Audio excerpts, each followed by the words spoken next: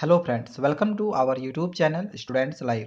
तो आज हम लोग क्लास 10 साइंस का chapter 3 metals and non metal से 5 मार्क्स के इंपॉर्टेंट क्वेश्चंस को देखेंगे, जो कि हमारे सीबीएसई बोर्ड एग्जाम 2020 के लिए मोस्ट इंपॉर्टेंट क्वेश्चंस है। इससे पहले हम लोगों ने 3 मार्क्स के इंपॉर्टेंट क्वेश्चंस को ऑलरेडी देखा हुआ है। अगर आपने नहीं देखा हुआ होगा तो डिस्क्रिप्शन पे मैं लिंक डाल दूंगा, आप वहाँ पे जाके देख सकते हैं। तो चलिए क्वेश्चन नंबर 1 को हम लोग देखते हैं और इसके आंसर्स को भी हम लोग देखेंगे। तो क्वेश्चन नंबर 1 का ये दिया गया है, name a metal which does not stick to glass. उस मेटल का नाम बताना है जो कांच से चिपकती नहीं है। तो आंसर हो जाएगा मरकरी।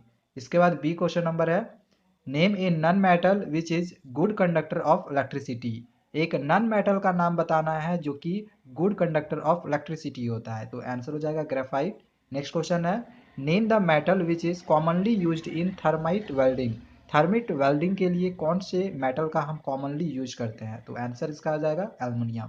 अब क्वेश्चन नंबर डी है, what gets deposited at the cathode, a pure और इम्प्योर मेटल। कैथोड में क्या डिपॉजिट होगा, एक प्योर या फिर इम्प्योर मेटल। तो इसके आंसर्स को हम यहाँ पे देख लेते हैं। इसका आंसर हो जाएगा, a pure metal is always deposited at the cathode. Cathode पर हमेशा प्योर मेटल डिपॉजिट होता है। इसके बाद नेक्स्ट क्वेश्चन था, what is the nature of zinc oxide. Zinc oxide का नेचर क्या है। तो इसका आंसर है, zinc oxide is an amphoteric oxide. Zinc oxide एक एम्फोथेरिक ऑक्साइड होता है।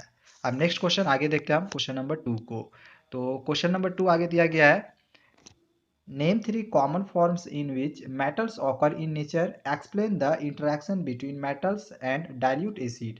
तो इसके आंसर्स को हमने यहाँ पे लिखे हुए हैं, the 3 common forms in which metals occur in nature are. 3 common form जो कि मेटल ऑकर होते हैं नेचर में, वो क्या क्या है। सल्फाइड फॉर्म, पहले सल्फाइड फॉर्म में क्या हो जाएगा, कॉपर पायराइड, इसका फॉर्मूला दिया गया है CuFeS2। इसके बाद है ऑक्साइड फॉर्म, इसमें हो जाएगा बॉक्साइट, इसका फॉर्मूला होता है Al2O3 2H2O। इसके बाद है कार्बोनेट फॉर्म, इसको हम लोग कैलामाइन बोलते हैं और इसका फॉर्मूला होता है ZnCO3। इसके बाद नेक्स्ट इसके आंसर को देखते हैं, जिसमें हम लोग को एक्सप्लेन भी करना था। तो एक्सप्लेनेशन का आंसर यहाँ पे दिया गया है, active metals generally interact with dilute HCl और dilute H2SO4 to evolve hydrogen gas. For example Zn+2HCl, तो इधर हो जाएगा ZnCl2 फॉर्म हुआ और हाइड्रोजन इवॉल्व हुआ। इसके बाद दिया गया है Mg+2HCl और इससे फॉर्मेशन हुआ MgCl2 का और हाइड्रोजन का। फिर नीचे लिखा गया है, the metals which lie below hydrogen is the activity series do not interact with dilute acid. अब नेक्स्ट क्वेश्चन नंबर आगे हम लोग 3 को देखते हैं। अब ये क्वेश्चन में स्किप करके आगे 4 नंबर में हम जाते हैं, क्योंकि ये क्वेश्चन आपके लिए उतने इंपॉर्टेंट नहीं है। तो इस क्वेश्चन को हम लोग स्किप करके आगे क्वेश्चन नंबर 4 में आ जाते हैं। तो 4 नंबर फिर है, right electron dot structure for sodium magnesium और ऑक्सीजन। बहुत ही इंपॉर्टेंट क्वेश्चन है, जिसमें हम लोग को सोडियम मैग्नीशियम और ऑक्सीजन का इलेक्ट्रॉन डॉट स्ट्रक्चर हम लोग को बनाना है। तो सबसे पहले हम लोग सोडियम का एटॉमिक नंबर लिख लिए 11। सोडियम का फॉर्मूला होता है Na, यहाँ पे Na लिखा हुआ है, ये Na2 है, ठीक है, यहाँ पे Na2 होगा, यहाँ पे Z मिस्टेक से लिखाया गया, Na2 होगा। इसका एटॉमिक नंबर होता है 11। इसके बाद हम लोग यहाँ पे इलेक्ट्रॉनिक कॉन्फ़िगरेशन कर लिए, 8 और 2 10, 10 और 1 11। तो यहाँ पे आउटर मोस्ट सेल में एक इलेक्ट्रॉन बच गया, तो यहाँ पे हम एक डॉट लगा दिए। इसी तरह से यहाँ मैग्नीशियम का किए, तो मैग्नीशियम का एटॉमिक नंबर 12 होता है, तो हम यहाँ पे 12 लिखे हुए हैं। इसके बाद यहाँ पे आउटर मोस्ट सेल में 2 बच गया, तो हम यहाँ पे 2 डॉट लगा दिए। इसी तरह से यहाँ पे ऑक्सीजन का हो जाएगा O2, तो ऑक्सीजन का एटॉमिक नंबर 8 होगा और यहाँ पे 2 और 6 हो गया। इसमें आउटर मोस्ट सेल में 6 आया, तो इसमें हम लोग यहाँ पे 6 डॉट इस तरह से लगाए हुए हैं। तो इस तरह से हम लोग यहाँ पे फॉर्मेशन हो गया। आगे इसका फॉर्मेशन है सोडियम ऑक्साइड का। तो यहाँ पे सोडियम का और ऑक्साइड, सोडियम और ऑक्साइड दैट मीन्स कि ऑक्सीजन, इन दोनों को मिला के फॉर्मेशन कर लिए। और इसके बाद नेक्स्ट हम लोग का आता है मैग्नीशियम ऑक्साइड। तो मैग्नीशियम और ऑक्सीजन इन दोनों का फॉर्मेशन कर लिए यहाँ पे इस तरह से, और यहाँ पे हम लोग इस तरह से शो कर लिए हैं। अगर किसी को अच्छे से और समझना होगा तो आप कमेंट कर सकते हैं, इसके लिए मैं अलग से आप लोग को फॉर्मेशन के लिए वीडियो बना के आप लोग को दे दूंगा। अब नेक्स्ट क्वेश्चन नंबर हम लोग आगे 5 को देखते हैं। 5 नंबर है, hydrogen gas is evolve by reacting a piece of magnesium ribbon with water. तो इसमें क्वेश्चन दिया गया है, describe how it could be shown that the gas collected in hydrogen. तो इसका आंसर है, if we bring a lighted splint near the gas it will burn very brightly, accompanied by explosion along with a pop sound. This show that the gas evolved is hydrogen. इसमें second question है, Write a chemical equation for the reaction taking place between magnesium and water using symbols. यहाँ पे हम लोग को chemical reaction लिखना है, तो इसमें हम लोग लिखे हुए हैं the symbol equation for the reaction is Mg+2H2O। तो इधर हम लोग का फॉर्मेशन हो गया मैग्नीशियम हाइड्रोक्साइड, दैट मीन्स की MgOH का होल 2 और हाइड्रोजन। इसके बाद नेक्स्ट क्वेश्चन का यहाँ पे हम लोग आंसर देखेंगे। पहले क्वेश्चन देख लेते हैं। क्वेश्चन क्या है, suggest how the appearance of magnesium would change after a week. तो इसके आंसर्स को हम लोग यहाँ पे लिखे हुए हैं after a week's time magnesium will lose all its shine and a deposit of magnesium hydroxide will be formed on the surface of the metal। इसके बाद नेक्स्ट क्वेश्चन हम लोग का है a few drops of universal indicator solution were added to water in the beaker, what color would expect to see and what pH would this color indicate।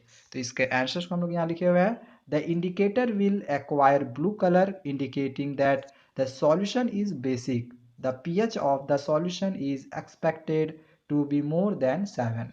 अब हम इसके बाद आगे क्वेश्चन नंबर 6 को देखेंगे। यहाँ पे आप क्वेश्चन नंबर 6 दिया गया है samples of 4 metals A B C and D. यहाँ पे 4 metal A B C D का सैंपल दिया गया है were taken and added to the following solution one by one। The results obtained have been tabulated as follows। तो जो भी result निकला हुआ है आयरन सल्फेट का, कॉपर सल्फेट का, जिंक सल्फेट का या फिर सिल्वर नाइट्रेट का, यहाँ पे जो है वो दिया गया है। तो इस टेबल को देखते हुए नीचे कुछ क्वेश्चंस है, इसके आंसर्स हमें देने हैं। लिखा गया use the table given above to answer the following questions about metals A B C and D. तो इसमें क्वेश्चन नंबर 1 दिया गया है which is the most reactive metal. इनमें से कौन सा सबसे मोस्ट रिएक्टिव मेटल होगा। तो इसके आंसर्स को हम लोग यहाँ पे देख लेते हैं। तो आंसर हो जाएगा 1 का B is the most reactive metal. इसके बाद आगे क्वेश्चन है what would you observe if B is added to a solution of copper 2 sulphate. क्या हम ऑब्जर्व करेंगे अगर बी को हम कॉपर 2 सल्फेट सॉल्यूशन में ऐड करेंगे। तो इसका आंसर यहाँ पे लिखा गया है if B is added to a solution of copper 2 sulphate displacement reaction will take place, blue color of copper sulfate will fade and red brown copper will settle down। next question number 3 है arrange the metals A B C and D in order of decreasing reactivity। हम लोग को decreasing reactivity series के अनुसार इसको arrange करना है। तो यहाँ पे इस तरह से हम अरेंज कर लिए, पहले B हो गया, फिर A, फिर C और यहाँ पे फिर D हो गया। इसके बाद नेक्स्ट क्वेश्चन आगे दिया गया है you are given a hammer, a battery, a bulb, wires and switch. अगर आपको एक हैमर, एक बैटरी, एक बल्ब, वायर्स और स्विच दिया जा रहा है तो क्वेश्चन नंबर 1 है how could you use them to distinguish between samples of metals and non metals. तो आप किस तरह से इनके सैंपल्स को आप डिस्टिंग्विश करेंगे, अंतर करेंगे मेटल्स और नॉन मेटल्स में। तो इसका आंसर हो जाएगा place the sample on an iron block, strike with hammer, if the sample takes the shape of a sheet it is a metal। सबसे पहले हम आयरन ब्लॉक को हथौड़ी के साथ जो होगा स्ट्राइक करेंगे, अगर वो सीट में कन्वर्ट हो जाता है, सीट के शेप में आ जाता है, दैट मीन्स कि वो मेटल होगा। And if it breaks into pieces it is a non metal. अगर वो पीसेज में ब्रेक हो जाता है तो वो एक नॉन मेटल होगा। Set up the arrangement by using A bulb, a battery, wires and switch।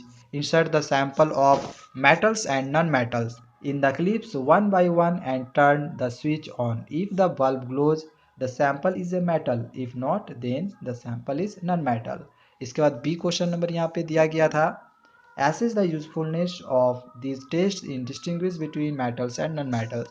तो इसका आंसर यहाँ पे हम लोग लिखे हुए हैं the above two methods can in general be used to distinguish between metals and non-metals। इसके बाद नेक्स्ट क्वेश्चन आगे दिया गया है गिव रीजन। इसमें क्वेश्चन ए है platinum, gold and silver are use to make jewellery. Platinum, gold और silver jewellery के मेकिंग में क्यों यूज किया जाता है। तो इसका आंसर हो जाएगा दीज मेटल्स आर अनरिएक्टिव। ये मेटल्स अनरिएक्टिव होते हैं, they do not react with oxygen and other gases present in air with moisture, thus their shine is maintained, that is why these metals are used to make jewelry।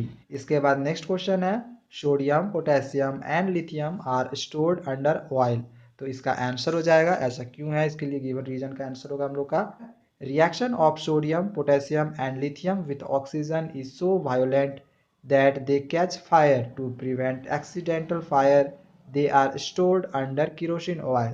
Next question है Aluminium is highly reactive metal, yet it is used to make utensils for cooking. तो इसका answer हो जाएगा this is because aluminium is a good conductor of heat. Aluminium forms a layer of aluminium oxide at high temperature, which is prevent the further corrosion.